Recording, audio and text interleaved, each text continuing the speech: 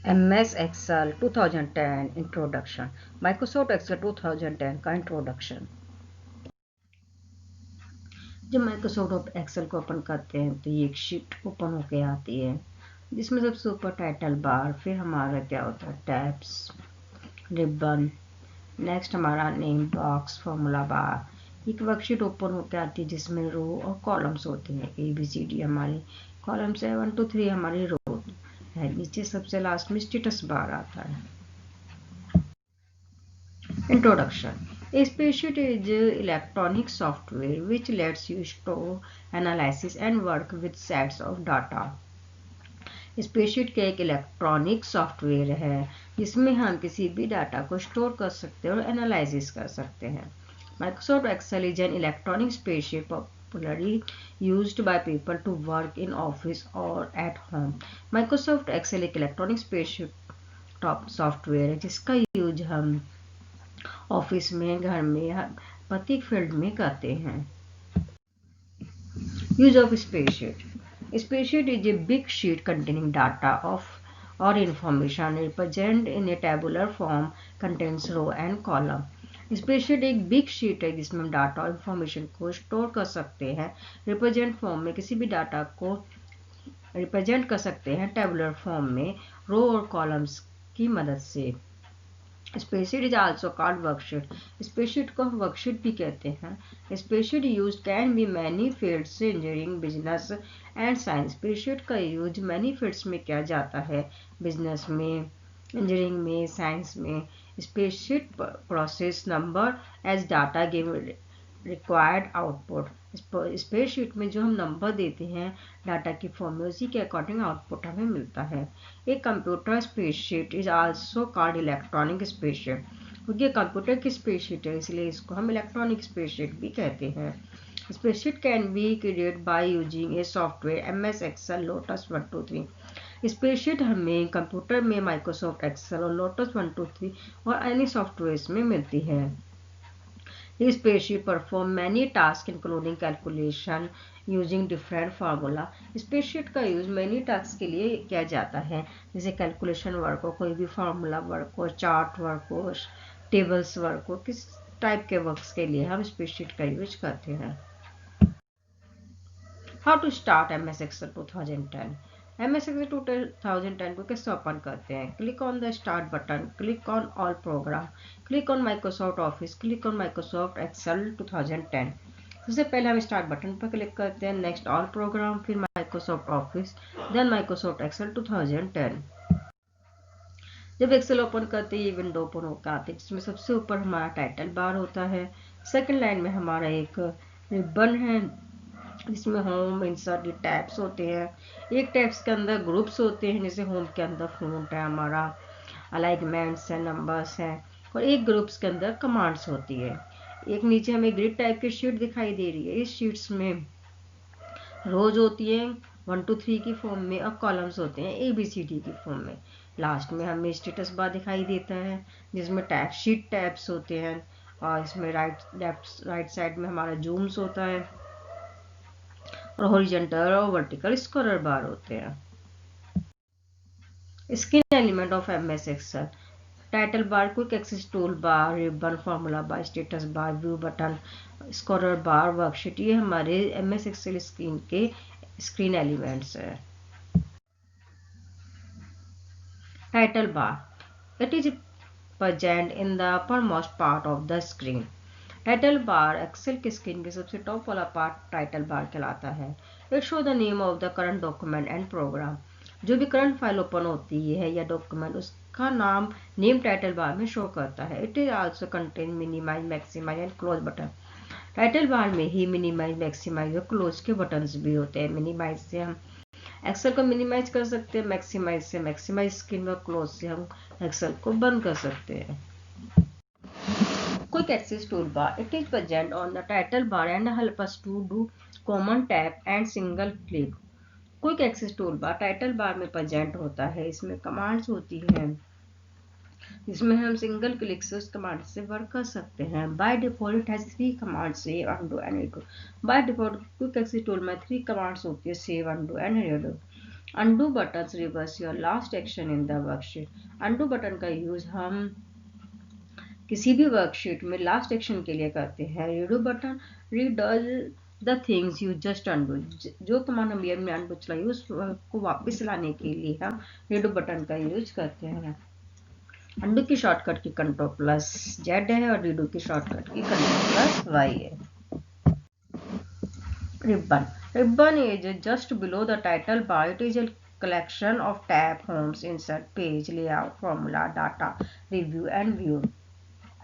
Ribbon हमारे title bar के just below में होता है। इसमें हमारा कलेक्शंस होता है टैब्स का, home, insert, page, layout, formula, data, review and view, ये हमारे टैब्स होते हैं। It contains 2 parts.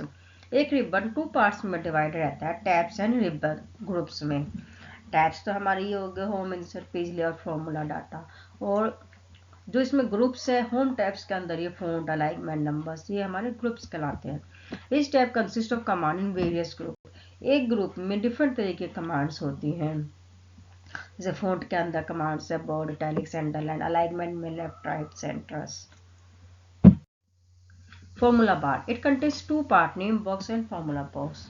Formula bar में 2 पार्ट्स होती हैं, name box and formula box. The formula bar appears below the ribbon. The data in the active cell is displayed. Formula bar ribbon के below में display होता है। जिस cell में, active cell में हम जो भी वर्ड लिख रहे हैं वो वर्ड्स हमारा फॉर्मूला बार में डिस्प्ले होता है। It allow the user to enter the और एडिट डाटा, ए फॉर्मूला और a function in the active cell.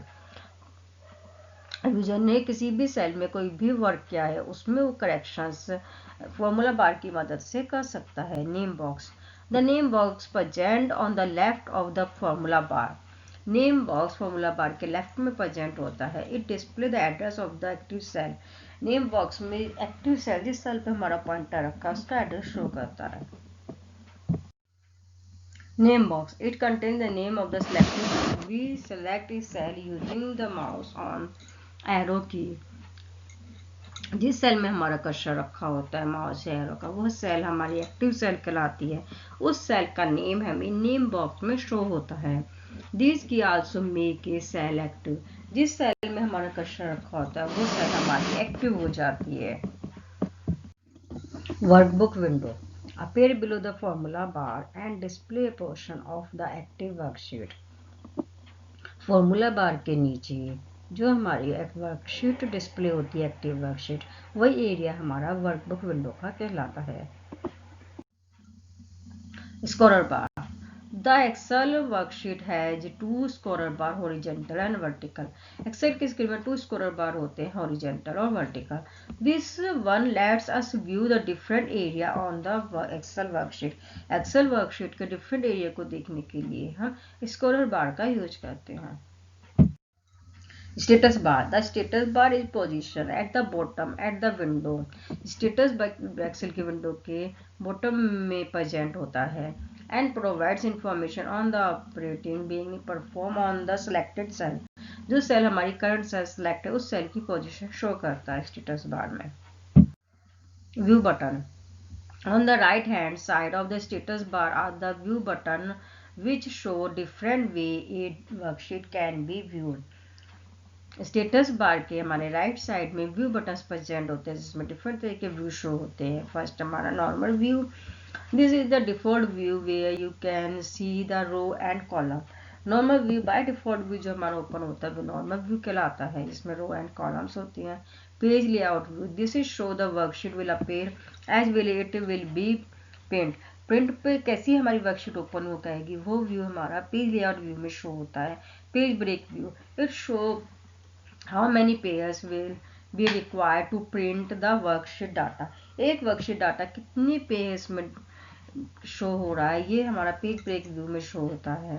Zoom control, using the zoom control slider you can increase or decrease the zoom layer. Zoom control की मदद से हम अपनी screen को zoom increase or decrease में करके देख सकते हैं।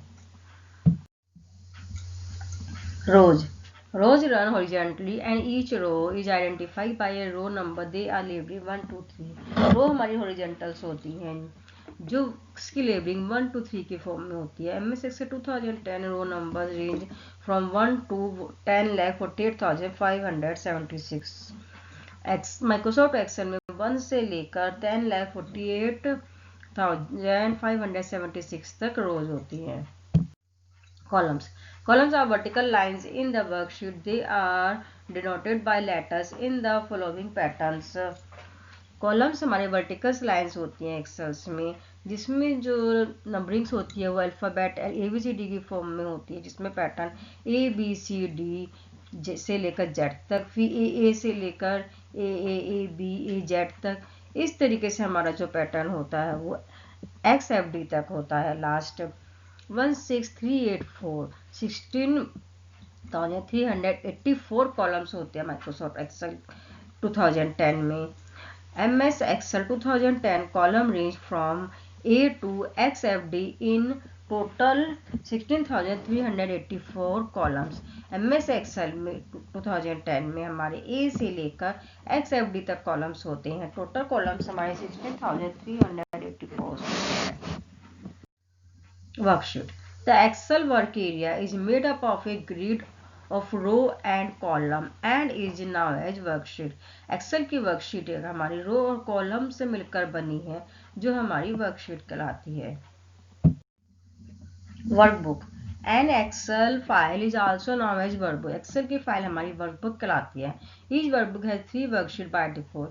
एक वर्कबुक में by default 3 वर्कशीट होती हैं, but one can intersect more worksheet in a Excel workbook. एक एक्सेल फाइल में बाय डिफॉल्ट 3 वर्कशीट होती है, इसमें हम और वर्कशीट भी ऐड कर सकते हैं एक वर्कबुक में। Cell. Cell is a unit of a worksheet. Cell एक वर्कशीट की एक यूनिट होती है। A cell is formed by the intersection of a row and column. Row and column का इंटरसेक्शन पार्ट सेल कहलाता है। Cell address. All cell in a worksheet have a cell address. Worksheet की जो all sales हैं वो हमारी cell address कहलाती है। Cell address are use to locate value in a worksheet.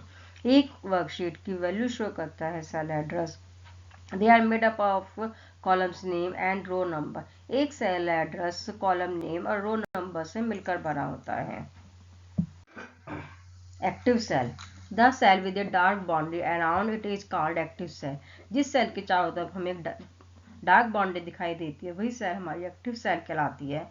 It is also called selected cell और current cell. इसको हम सिलेक्टेड सेल और करंट सेल भी कहते हैं। The boundary is also cell pointer. Boundaries होती है ये हमारी सेल पॉइंटर भी कहलाती है। It indicate the currently active cell. ये इंडिकेट करती है कि हमारी जो सेल है वो करंट एक्टिव सेल है। Cell pointer. The mouse pointed change into a plus sign in the Excel worksheet. जिस शीट पे हम कर्सर रखते हैं, जिस सेल में, उस सेल में कर्सर रखते हैं हमारा माउस का पॉइंटर चेंज हो जाता है। It is use to point to or select a cell which is way it is called cell pointer. जिस सेल में हम कर्सर रखते हैं उसके चारों तरफ एक पॉइंटर चेंज हो जाता है, उस पॉइंटर को ही हम सेल पॉइंटर कहते हैं।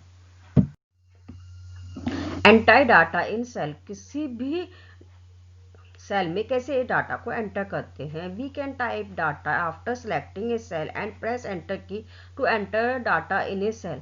जिस भी सेल में हमें डाटा लिखना हो पहले हम सेल पर कर्सर रखते हैं, उसमें कोई भी डाटा जो हमें लिखना हो, मिस हिंदी लिखना है, नेम लिखना है, टाइप करके हम एंटर की प्रेस करते हैं तो हमारा डाटा सेल में एंटर हो जाता है.